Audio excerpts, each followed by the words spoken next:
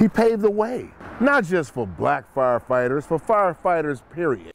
Now at 4, the Cincinnati fire community is mourning one of their own. Herbert Scott Bain Jr. was the Cincinnati Fire Department's first African-American firefighter. This was back in the 1950s. But as the Now's Pal Lasuro tells us, he leaves a legacy behind in the city where his career got a start.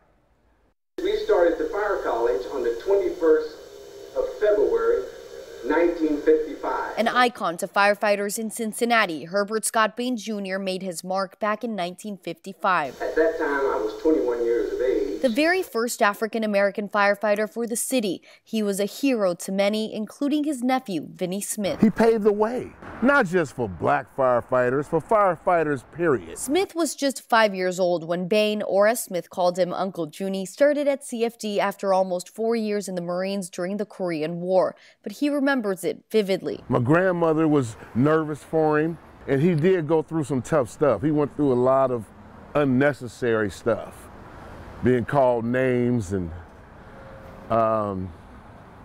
being treated disrespectfully, but he came through. Smith says after 10 years at the department, his uncle went on to teach fire safety in different countries, leaving his mark around the world.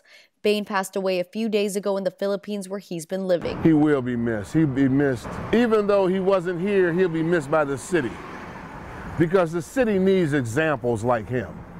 Everybody needs an example like him. It was going to be one of the largest classes that they ever brought through the Cincinnati Fire College. When president of the Cincinnati African-American Firefighter Association, Rafael Prophet, looks at videos of Bain, he thinks of Jackie Robinson. He was also selected to be that first African-American to break the color line. And so Herbert, he will be our Jackie Robinson, and someone that we will always look up to. But he also sees a brother who broke barriers in the department. We have come a lot further from the time of the discrimination that Herbie felt, and how we get along in the fire stations and the firehouses today. Paul Lasuro, the Now Cincinnati.